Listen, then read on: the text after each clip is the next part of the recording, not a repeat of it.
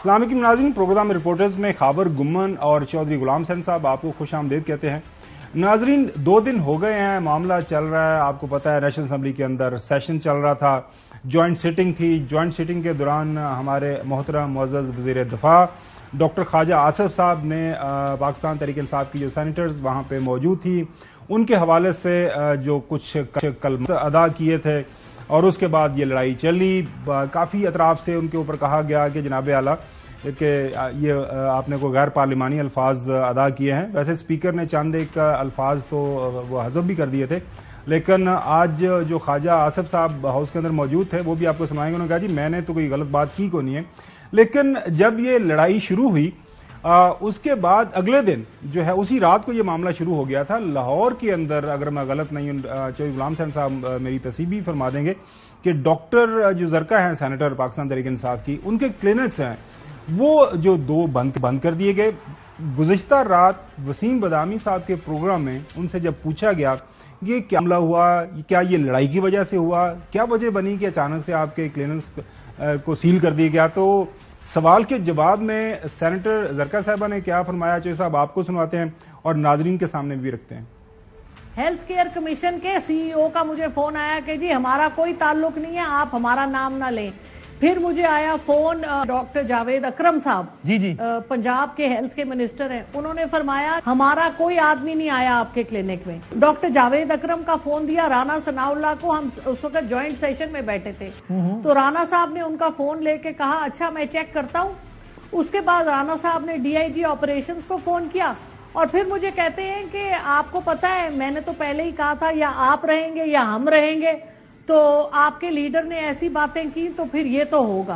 राना साहब की अपनी पार्टी के 3 सेनेटर गवाए, हमारी पार्टी का भी कोई 1 सेनेटर बैठा था। नाज़रीन, लेकिन ये जानना जरूरी है कि वो जो मोहतरम ख्वाजा आसिफ साहब ने वो तारीफी कलमात अदा किए थे जिसके ऊपर वो बिल्कुल शर्मिंदा नहीं है, वो आपको सुनाना बहुत जरूरी है। प्लीज सुने जरा। ये बाकियात है, खंडरात है उनके, जनाब स्पीकर, ये खंडरात है उनके, ये उनका कूड़ा करकट बाकी रह गया हुआ है, ये गार्बेज रह गया हुआ है उनका यहाँ पे, which has to be cleaned. देखें, आपके सीनियर्स ने बात की, आप तशरीफ रखें। जिस शख्स को औरतें डिफेंड करें, जिस शख्स को औरतें डिफेंड करें उसकी जुर्रत और बहादुरी क्या होगी? जिस शख्स को औरतें डिफेंड करें उस शख्स की जुर्रत और बहादुरी क्या होगी। बोलते जा रहे थे, मेरा तो वो अल्फाज भी दोहराने को दिल नहीं करता चौधरी साहब। साथ साथ जो है स्पीकर नेशनल असम्बली राजा परवेज अशरफ साहब ये फरमा रहे थे कि मैं एक्सपंज करता हूं, हज़फ करता हूं। नाज़रीन, जब इस तरह के गैर पार्लिमानी अल्फाज इस्तेमाल होते हैं, क्योंकि on the floor of national assembly, नाज़रीन ये आपको बताना बड़ा जरूरी है कि एक एक हर्फ, एक एक सेंटेंस, एक एक लफ्ज जो बोला जाता है वो रिकॉर्ड का हिस्सा बन जाता है। वो डिजिटली भी आपको अवेलेबल होता है, आप लाइब्रेरी को एक्सेस कर सकते हैं और रिकॉर्ड जो है नेशनल असम्बली की बहुत अच्छी लाइब्रेरी है, वहां पे भी उसको जो है महफूज कर लिया जाता है। लिहाजा इस तरह की अगर गालम गलोच हो तो स्पीकर के ऊपर लाजम होता है, वो कहते हैं कि ये जो अल्फाज हैं इनको मैं कार्रवाई से हज़फ करता हूं, लिहाजा वो रिकॉर्ड का हिस्सा नहीं बनते।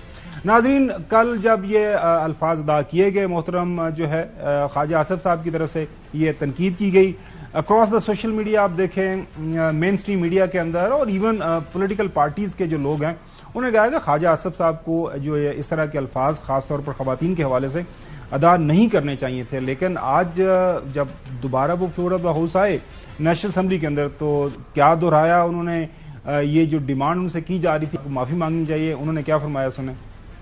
जब अब जेंडर इक्वेलिटी की बात करते हैं, जो हवाले जो होते हैं उनको फिर बर्दाश्त करना चाहिए। इनके कायद ने मरियम नवाज के मुतल्लिक जो अपनी तकरीर में कहा था, उस वक्त इनका ज़मीर नहीं जागा था। जो मरियम नवाज के मुतल्लिक इनके लीडर ने कहा या उसकी माफी मांगे, मैं माजरत कर लेता हूं। नाजरीन, अगर तो तारीख के अंदर चले जाएं, हम चौधरी गुलाम हुसैन साहब चूंकि लाहौर के अंदर मौजूद रहे हैं ओवर द डेकेड्स, सियासत को बड़ा करीब से देखा है। लाहौर में जो तकारीर हुआ करती थी खासतौर पर 90s के दौरान पाकिस्तान मुस्लिम लीग नून की क़यादत की तरफ से, उस वक्त इनकी जो तनकीद का निशाना चौधरी साहब जो है शहीद मोहतरमा बेनज़ीर भुट्टो साहिबा हुआ करती थी, उनके हवाले से जो पंफलेट छपवाए गए, फेंके गए। नाज़रीन देखिए, अगर तो पीछे चले जाना आपने, और ख्वाजा आसिफ साहब से भी हम हाथ बांध के मुदमाना गुजारिश करते हैं کہ اگر آپ نے سیکھنا نہیں ہے اور اسی طرح آپ نے لڑائی جاری و ساری رکھنی ہے تو پھر لڑتے رہیں، کرتے رہیں. یہ جو ملک کے اندر تقسیم ابھی جاری و ساری ہے، اس سے کیا فرق پڑتا ہے؟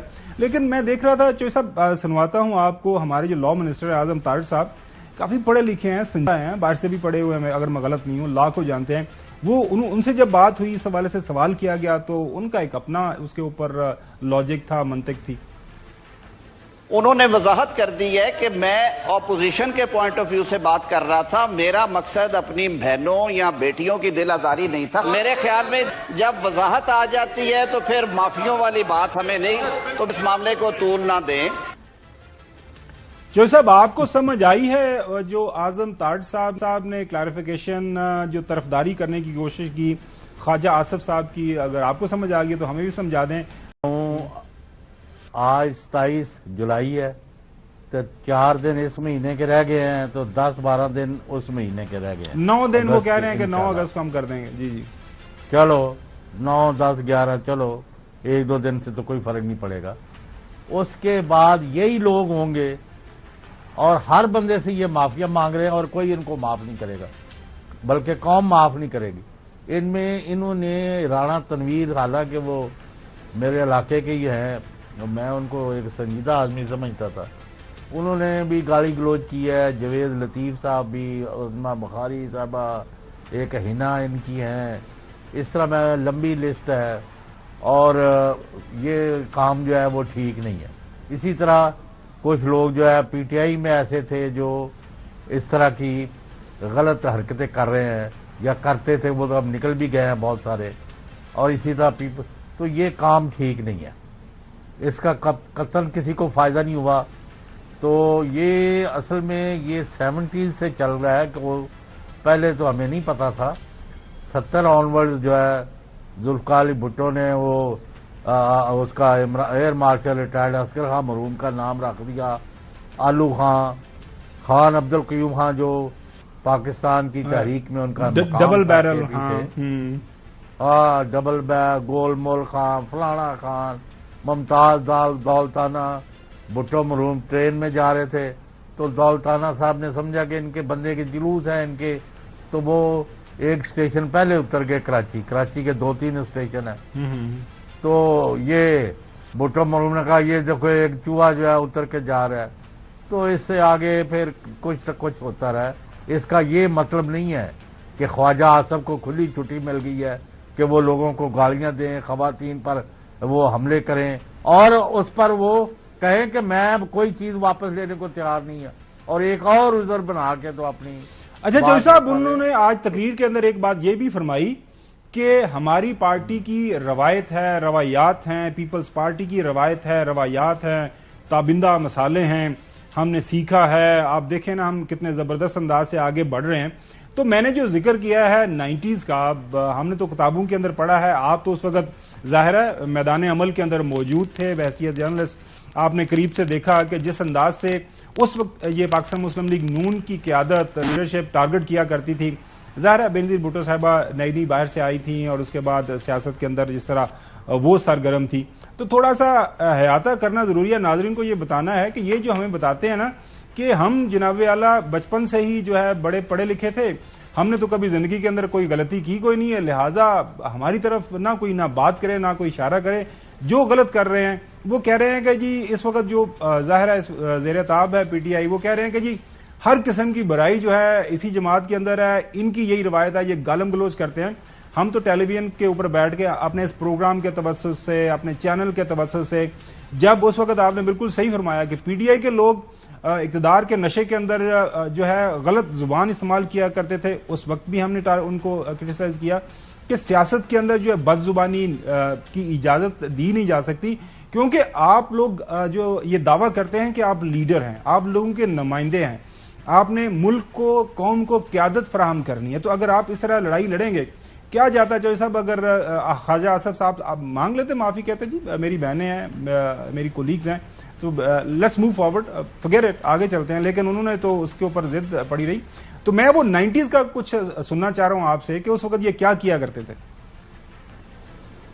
وہ بڑا کچھ ہوا، لیکن محترمہ بینظیر بھٹو کی بدترین کردار کشی ہوئی اور معاف کرنا اس میں میرے اخبارات بھی شامل تھے اور باقی میں برملا کہوں گا پھر. لیکن جب ان سے میری ملاقات ہوئی تو میں یہ بالکل ریکارڈ پر کہتا ہوں بلا شرکت غیرے کہ اور 100% بقائمی ہوش و واس کہ محترمہ نے کوئی گلا شکوہ نہیں کیا، بلکہ ان کا ضیاء الحق شہید کے ساتھ جو ان کی مخالفت تھی، ان کے والد کو 4 اپریل 79 کو پھانسی جو لگائی گئی، اس وقت ذوالفقار علی بھٹو کو پھانسی لگانے والی حکومت جو تھی اس کے ہیڈ ضیاء الحق تھے. بالکل صحیح فرمایا چوہدری صاحب، آپ صحیح فرما رہے ہیں. میں جی پلیز یہ میں ریکارڈ پر رکھنا چاہتا ہوں. تو پھر وہ میرے چونکہ ضیاء الحق سے ذاتی تعلقات تھے تو محترمہ نے کہا کہ بھئی یہاں کوئی ضیاء الحق کے دوست بیٹھے، میں ان کے بارے میں کوئی منفی باتیں نہیں کروں گی. وہ انہوں نے کافی برداشت اور صبر کا مظاہرہ کیا، اگرچہ ان کو بے دردی سے شہید کر دیا گیا اور بہت بڑا صدمہ ہے. تو یہ لوگ شامل تھے اس میں، اور ان میں حسین حقانی اور کئی اور لوگ. اینی وے یہ ایک تاریخ کا حصہ ہے، لیکن اس کو یہ نہیں اس بیگیج اور گاربیج کو جس کا وہ ذکر کر رہے خواجہ آصف، اس کو اٹھا کے ساتھ ساتھ نہ لے کے جائیں. بالکل صحیح فرما رہے ہیں. اب بس کر دیں یار، گیو اٹ اے بریک. اس میں کوئی شک ملک نہیں، کو آگے لے کے جائیں. بالکل آپ صحیح چیز ملک تباہ ہو گیا ہے، بالکل. لوگوں کی 2 وقت روٹی پوری نہیں ہو رہی. ان کو 50-60 روپے کا بجلی کا بل پر یونٹ کر دیا ہے. رونا کس چیز کا روئیں؟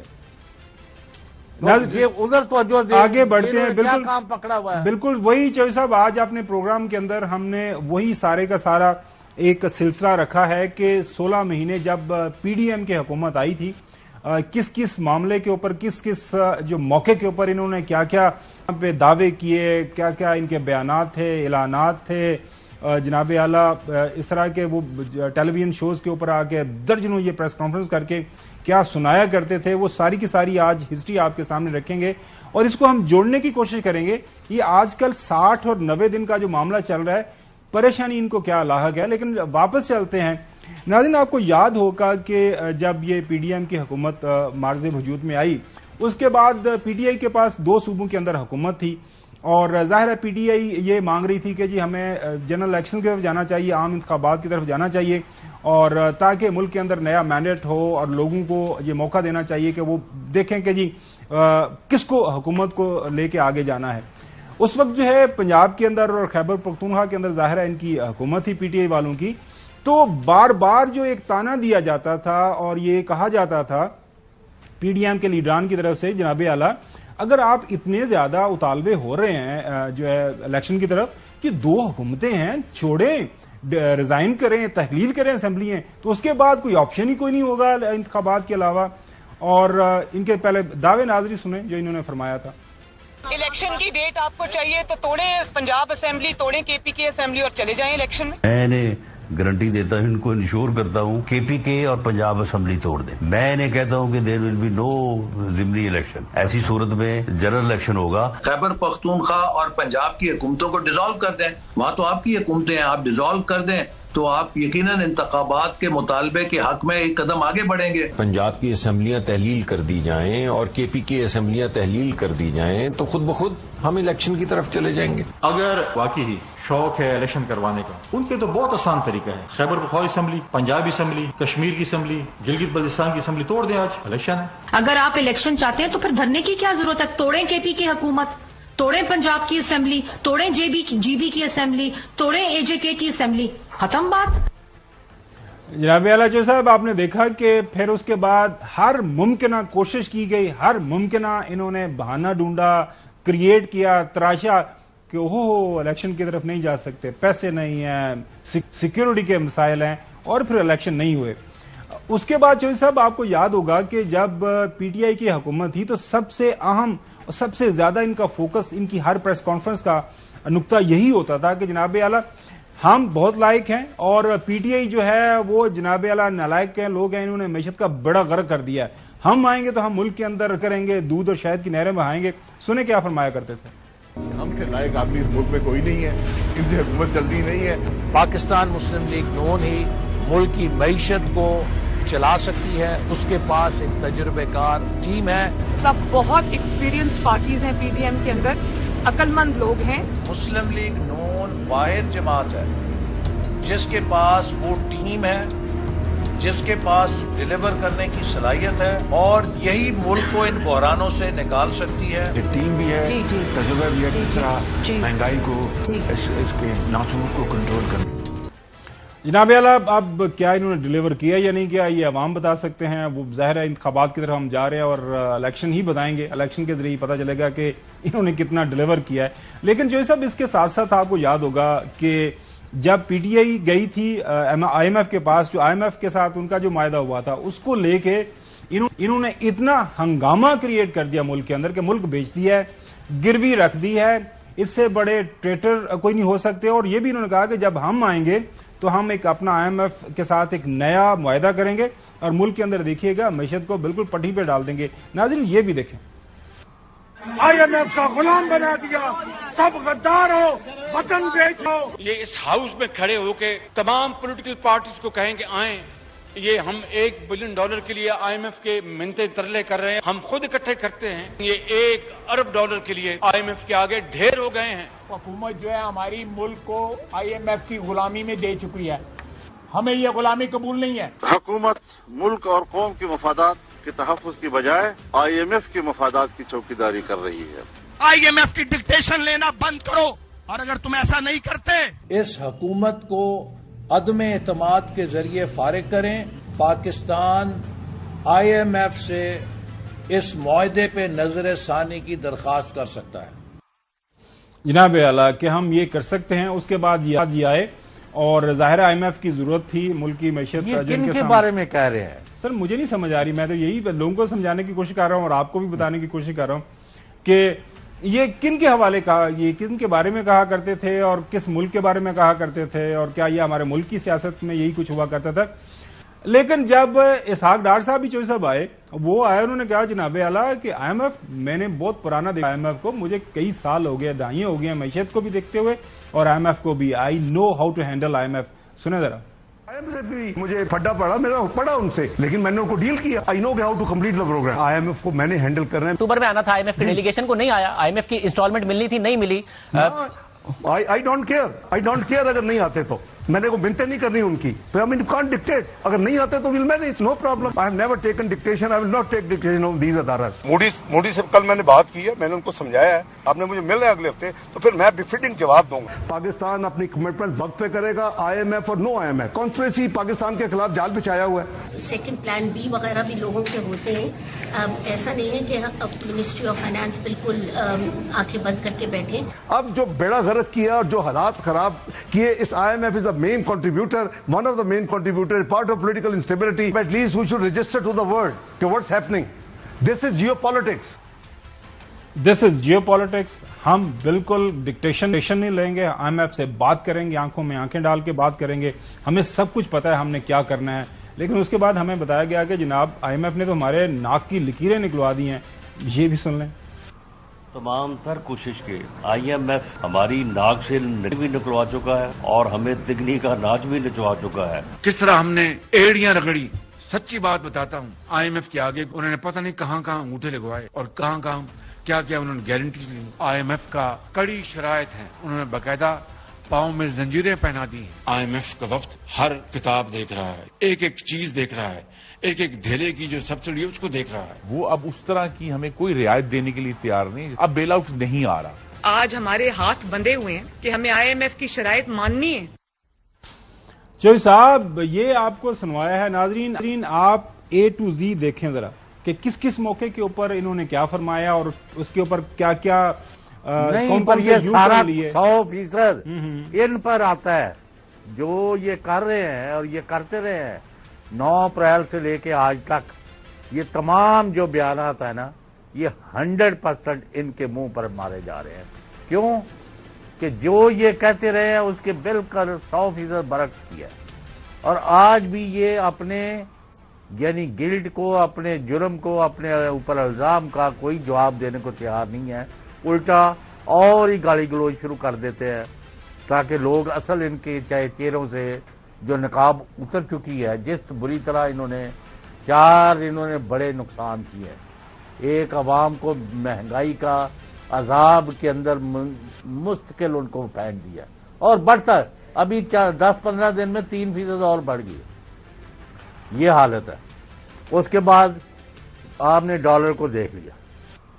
اس کے بعد آپ نے ان کی حرکتیں یہ دیکھ لیں کہ آئین اور قانون کی پامالی بری طرح کی اور ڈٹائی سے. پہلے کہتے ہیں وہ توڑے دی اسمبلیاں, جب توڑ دی تو 6 مہینے سے زیادہ گزر گیا ہے, کوئی الیکشن نہیں ہوئے, اور پنجاب اور سندھ میں بدترین انتقامی کارروائیاں کے پی یہی مسلم لیگ خیبر پختونخوا بالکل صحیح کے پی میں کرا رہے ہیں, کے پی میں اور پنجاب میں اور ایلس ویئر بھی, کشمیر میں بھی اور گلگت بلتستان میں, اور بھی جدھر جدھر ان کا داؤ لگ رہا.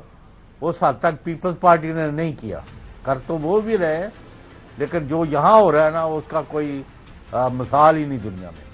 تو پھر وہ انہوں نے انتقامی کارروائیاں کی, مہنگائی, انتقامی کارروائی, اقتصادی تباہی, اور آخری بات انہوں نے کسی قسم کا نام, ان کے پاس کوئی پلان ہے نہ کوئی ایجنڈا ہے. چوہے صاحب ایک منٹ چوہے صاحب میں آپ کو بتاتا ہوں, چوہے صاحب آپ کو بتاتا ہوں, پلان ان کے پاس بڑا زبردست ہے.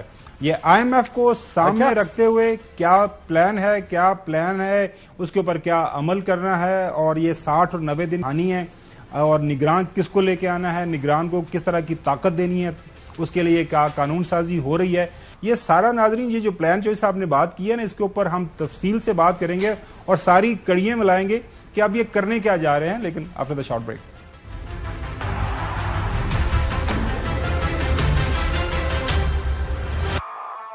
ویلکم بیک ناظرین. کیوں یہ 60 اور 90 دن کا یہ معاملہ انہوں نے یہ سارے کا سارا ایک تماشا تو نہیں میں کہوں گا, غیر پارلیمانی ورڈ شاید ہو جائے, کیونکہ آئین بہت واضح ہے, قوانین جو الیکشن ایکٹ ہے وہ بہت واضح ہے کہ اگر اسمبلی ٹائم پورا کرتی ہے تو 60 دن کے اندر, اگر اسمبلی ٹائم پورا نہیں کرتی اس سے پہلے آپ اس کو جو تحلیل کر دیں تو 90 دن.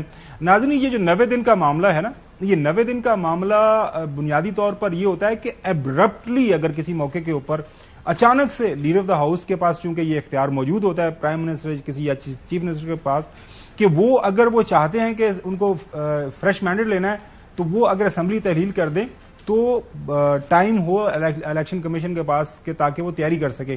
یہاں تو سب کو پتا ہے کہ الیکشن ہونا ہی ہونا ہے, تو الیکشن کمیشن کی تو تیاری ہے, لیکن ان کی تیاری کسی اور معاملے کی طرف ہے. اس اسٹوری پہ جانے سے پہلے ناظرین ایک اچھی خبر جو آج آپ نے دیکھی ہوگی اپنے ٹیلی ویژن کے اوپر, 80 دن کے بعد رہائی ملی ہے پی ٹی آئی کے علی محمد خان صاحب کو. 8 مقدمات میں ان کو 8 بار ان کو رہا کیا جاتا تھا. جو صاحب پھر گرفتاری, رہائی گرفتاری.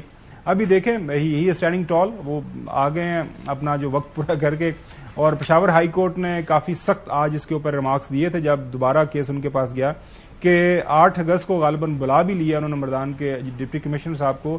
آج کل آپ کو پتا ہے وہ پتہ نہیں کون سے زمانے کا چوہے صاحب آپ لوگوں نے ایک قانون رکھا ہوا ہے کیمپیو کہ نقص امن جو ہے عوام کے جن کے لیے کوئی امن و امان کا معاملہ ہو سکتا ہے, لہذا جو ہے نا اس شخص کو بیہائنڈ دا بار رہنا چاہیے. میرے خیال میں چودھری پرویز لائی صاحب بھی اس چکر میں بڑھتے ہیں. جو صاحب اگلی سٹوری کی طرف اب یہ ہے کہ پرائم منسٹر صاحب نے ہمیں یہ بتایا ہے کہ یہ انہوں نے جو کرنا تھا وہ تو ناظرین ہم نے آپ کو دکھا دیا. یہ کہہ رہے ہیں کہ اگلے جو 60 دن ہیں یا 90 دن ہے, زیادہ تر 90 دن کی بات ہو رہی ہے, تو وہ IMF کے بہانے IMF کو سامنے رکھتے ہوئے یہ بہت اہم وقت ہے, اہم ٹائم ہے, ہم نہیں چاہتے کہ ملک ڈی ریل ہو, لہذا جو کیئر ٹیکرز آئیں وہ اتنے طاقتور ہوں, امپاورڈ ہوں کہ وہ اہم فیصلے کر سکیں, اس لیے قانون سازی کی بڑی اشد ضرورت ہے. سنیں اگلے ماہ انٹرم گورنمنٹ مارز وجود میں آئے گی, اور جتنا عرصہ جو آئینی ہے اس دوران جو ہماری اکانومی کو ٹرن اراؤنڈ کرنے کے لیے جو بھی اقدامات ہیں وہ مجھے پوری امید وہ کرے گی. اس کے لیے ہم انیبلنگ لیجسلیشن بھی کر رہے ہیں تاکہ انٹرم گورنمنٹ کے زمانے میں وقت کا ضیاع نہ ہو, اور ٹیم ایفرٹس کے ذریعے ہم اس کو فل فور ان معاملات کو حل کرنے کے لیے پوری کوشش کریں. جناب اعلیٰ انیبلنگ انوائرمنٹ اور ٹرن اراؤنڈ 16 مہینے کوئی نہیں چاہیے صاحب ہو جاتے ویسے جی نہیں. خاور گھومٹ صاحب آپ ان سے بڑے جلدی امپریس ہو جاتے ہیں. پہلے ان سے یہ تو پوچھ لو تو آپ نے 15.5 مہینے میں کون سا ٹرن اراؤنڈ کیا ہے؟ میں وہی ٹرن ڈاؤن ہی کیا ہے ملک کو. یہ تو نیچے کی طرف بھی جا رہا ہے.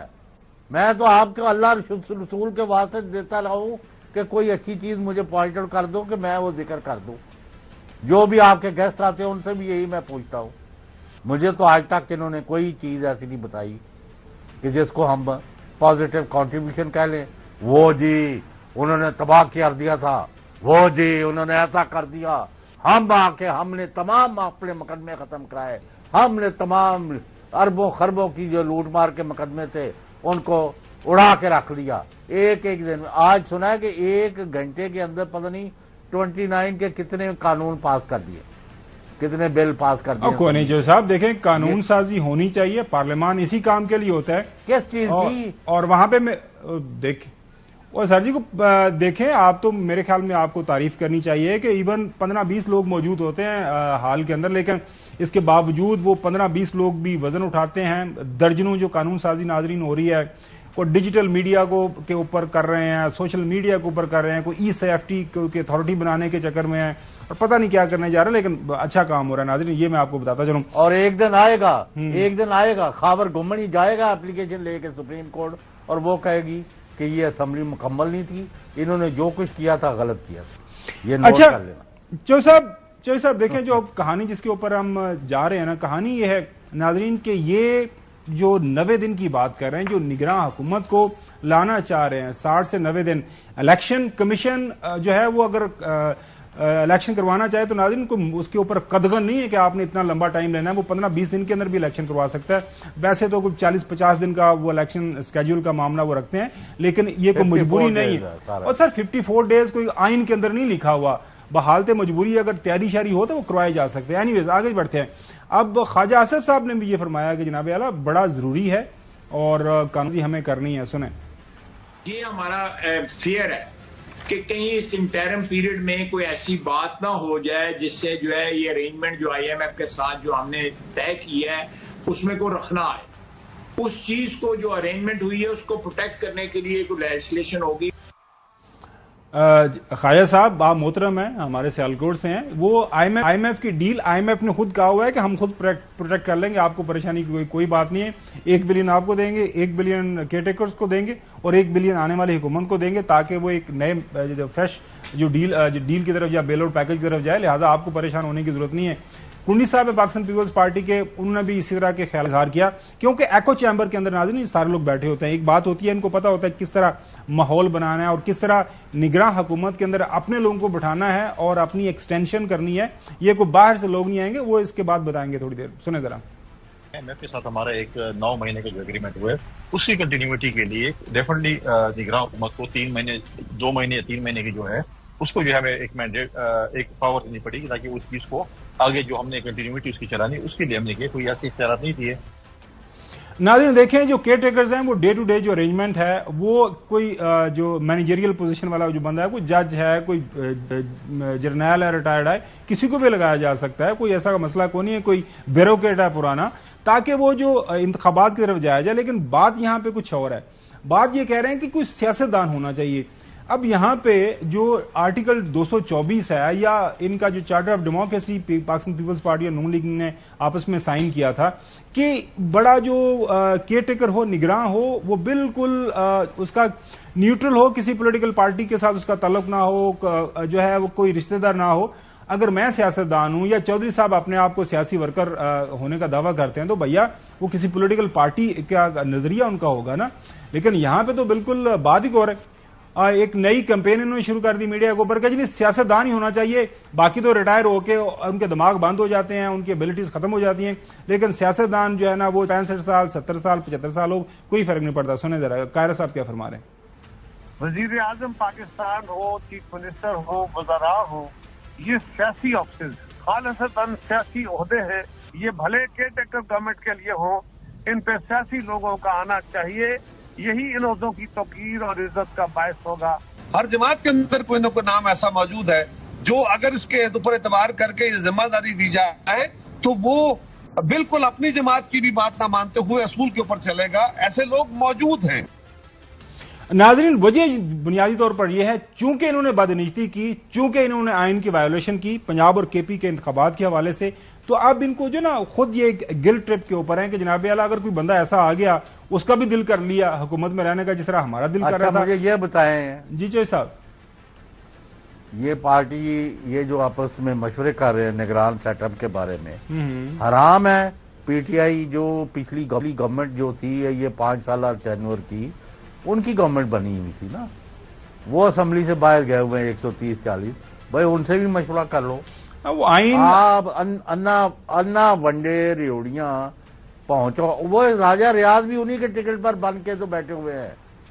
ان کو چونکہ کسی نے جا کے ان کی ڈسکوالیفیکیشن کے لیے, کیونکہ وہاں رہی نہیں ہے ان کی پارٹی, تو وہ بیٹھے ہیں انیا جکانا راجا ہے انا ونڈے ریوڑیاں پہنچو اپنے نو. خواجہ آصف صاحب نے یہ جو ریوڑیاں تسی ونڈن کی گل کی نا, خواجہ آصف صاحب بڑے واضح الفاظ کے اندر بتا دیا ہے کہ وہ کیوں نہیں چاہتے کسی اور سے مشورہ کرنا. سنیں ذرا. میں سوچ رہا ہوں کہ اگر سیاستدان ہو جائے جو جس کی کوئی ایفیلیشن نہ ہو, کوئی اس کی تمنا نہ ہو کہ جی وہ آئندہ سیاست میں حصہ لینا چاہتا ہے, ان کو لا کے تو کرا دینا چاہیے. بیوروکریسی اور ججز جو ہیں یہ سارے ایک اپنی زندگی گزار چکے ہیں, کیریئر گزار چکے ہیں, کوئی اچھا برا پسند ناپسند جو ہے اس کا بیگیج ضرور کیری کر رہے ہوتے ہیں. اسی بات کو آگے بڑھاتے ہوئے رانا صاحب آپ کو پتا ہے بغیر کسی جو لگتی لپٹی کے وہ ساری بات کر دیتے ہیں, انہوں نے بڑے کو واضح بیان کر دیا. لگی لپٹی کے, ہاں لگی لپٹی کے. انہوں نے کہا جی یہ لیں, یہ وجہ ہے کہ ہمیں کون کون چاہیے. سنیں ذرا. یہ بات تو ہو رہی ہے نا, یہ کوئی میری جماعت نہیں کر رہی بلکہ سارے ہی کر رہے ہیں کہ سیاستدان جو ہے وہ کیئر ٹیکر وزیر اعظم ہونا چاہیے, ٹیکنوکریٹ نہیں ہونا چاہیے, ریٹائرڈ جج نہیں ہونا چاہیے, ریٹائر بیوروکریٹ نہیں ہونا چاہیے, فلاں بھی نہیں ہونا چاہیے. تو اگر یہ نہیں ہونا چاہیے, یہ سیاستدان نے ہی یہ تجویز ہے. اگر اس تجویز نے سرے چڑھنا ہے اور کسی سیاستدان نے کیئر ٹیکر وزیر اعظم ہونا ہے تو پھر ایسا ہی نام ہوگا نا کوئی.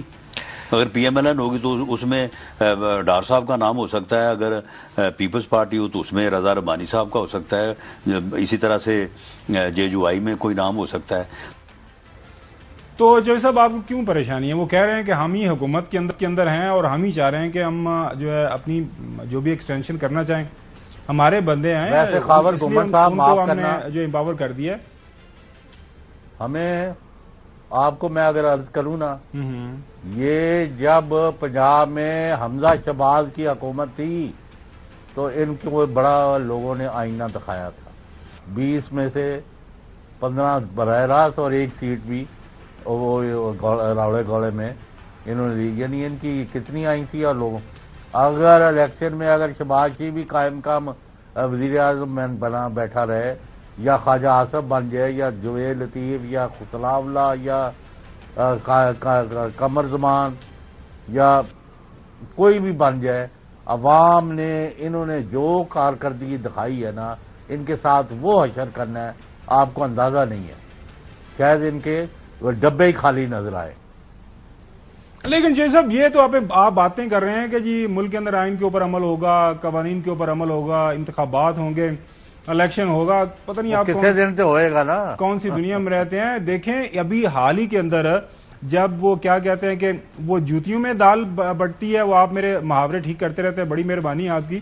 تو وسیم بدامی کے شو کے اندر وہ خیبر پختونخوا کے وہ جو کس طرح دال بٹی انہوں نے بتا دیا کہ 3 میرے 3 تیرے 3 عہدے. سنیں ذرا. یہ بھی ہے کہ میں اپنے کوٹے کے حساب سے مجھے وزیر کیوں نہیں دیے. یہ نگران سیٹ اپ ہے, لیکن یہ اس میں نگران سیٹ اپ نہیں ہے, یہ تو کمپرومائز سیٹ اپ بنے ہیں نا. اس میں مسلم لیگ نون کے 2 لوگ ہیں, اے این پی کے 2 لوگ ہیں, پیپلز پارٹی کے 2 لوگ ہیں, باقی لوگ کس کے ہیں؟ سارے جے یو آئی کے ہیں.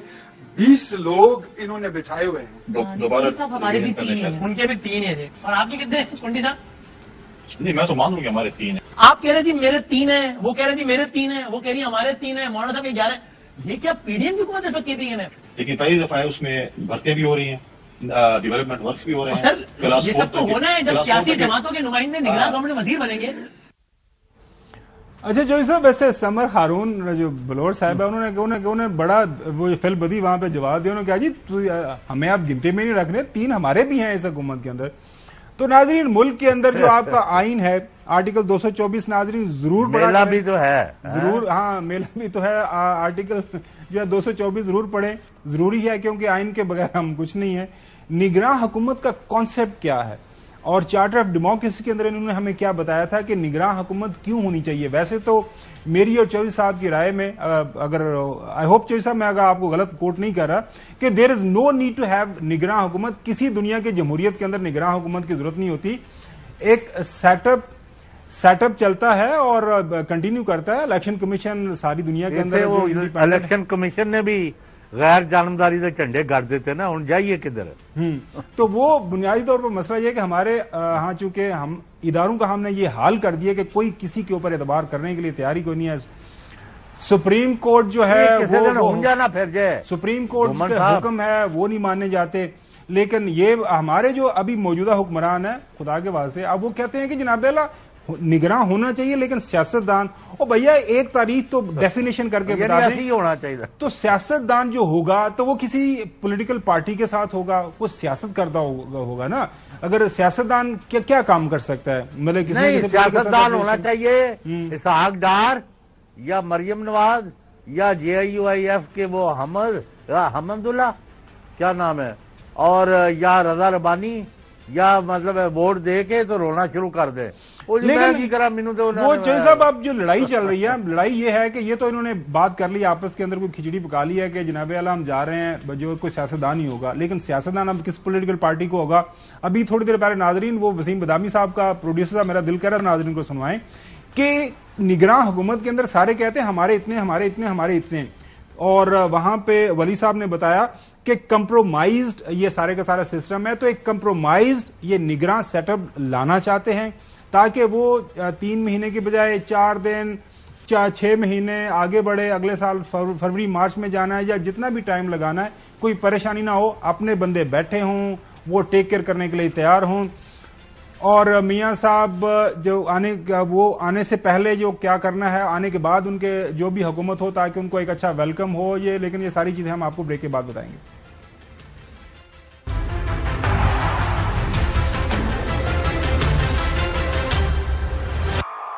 ویلکم بیک ناظرین. یہ نگراں حکومت کو اس لیے بھی طاقتور کرنا چاہ رہے ہیں, امپاورڈ کرنا چاہ رہے ہیں اور اپنا سیاستدان لانا چاہتے ہیں چونکہ ایک چودھری صاحب ایک فقید المثال جو ہے, خیر مقدم کیا کہتے ہیں ویلکم پارٹی آپ نے کرنا ہے, باہر سے محترم نواز شریف صاحب نے واپس آنا ہے, تو اس کے لیے بڑا ضروری ہے. کل جب پوچھا گیا رانا ثناءاللہ صاحب سے کہ جناب اللہ وہ کب آ رہے ہیں, تشریف لے کے آ رہے ہیں بڑے میاں صاحب, تو انہوں نے فرمایا کہ انہوں نے ٹائم لائن بتا دی کہ کب آ رہے ہیں. جو الیکشن کمپین ہوتی ہے نا اصل, وہ اس دن شروع ہوتی ہے جس دن نشان الاٹ ہوتے ہیں, اس کے بعد میرا خیال 35 دن یا 45 دن ہوتے ہیں. باقی وہ ہے اصل کہ جب میاں نواز شریف صاحب انشاءاللہ آئیں گے. جو ہی الیکشن اناؤنس ہوگا, وہ الیکشن اناؤنس کب ہوگا ناظرین, آج خبر چودھری صاحب چل رہی ہے, آپ نے دیکھا ہوگا کہ محترم جو بڑے میاں صاحب ہیں وہ سعودی عربیہ سے اپنا وہ دورہ مکمل کر کے یورپ کی طرف جا رہے ہیں, اور وہاں پہ پاکستان آنے سے پہلے کوئی فیملی کے ساتھ وقت گزارنا چاہتے ہیں ناظرین. لیکن جب رانا صاحب سے یہ پوچھا گیا کہ ان کے خلاف کوئی کیسز ہیں, اس کا کیا بنے گا, کیا اس کا حل آپ نے نکال کے رکھا ہوا ہے, سنیں کیا فرمایا انہوں نے. تو آتی پہلے جیل جائیں گے, پروٹیکٹیو بیل کرائیں گے, یا آپ ان کی پھر سپریم کورٹ میں کیس جو پینڈنگ ہے پروٹیکٹیو بیل ہوگی, پھر بھی کیس ہے ان کے لگے ہوئے, اگلے دن کیس جو ہے وہ بعد میں اپیلیں ہیں نا. پہلے وزیر اعظم کا امیدوار کس کو لگائیں گے؟ وزیر اعظم کا امیدوار تو ہم نے ڈکلیئر کر دیا ہے کہ ہمارا امیدوار میاں نواز شریف, تو کوئی ایسی بات نہیں ہے, 60 دن بعد بن جائیں گے. اچھا چودھری صاحب, آئی ہوپ اب جو ہے آپ رستے میں کہیں کوئی مال روڈ پہ نہیں پھنسے رہیں گے اور آپ ایئرپورٹ پہ چلے جائیں گے ان کو ریسیو کرنے کے لیے, کیونکہ لاسٹ ٹائم جب آئے تھے اور آپ کہیں کوئی آگے پیچھے گھومتے رہے تھے مال روڈ کے اوپر, ان کو لینے نہیں گئے تھے. اب تو آپ کی تیاری پکی ہے نا. آپ نے نہیں, عوام جو ہے وہ افغانستان یا ایران سے منگوانے ہیں, کہاں سے منگوانے ہیں؟ نوٹیفیکیشن نکال دیا انہوں نے کہا جی سارے لوگ تیاری کر رہے ہیں. اب تو پارٹی کے اندر ظاہر ہے ان کے MNAs MPs امیدوار, پارٹی اپنی ہے, پنجاب کے اندر حکومت بھی وہ کہتے ہیں ہماری اپنی ہے, کوئی مسئلہ ہی کوئی نہیں ہے, اور نگران جو ہیں وہ بھی اپنا کوئی سیاستدان لانے کی کوشش کی جا رہی ہے, تو بندے بھی آ جائیں گے. مسئلہ کیا ہے؟ دیکھ لیں گے نا ہم بھی. میرا نہیں خیال. کیوں؟ عوام بہت بکھرے ہوئے ہیں.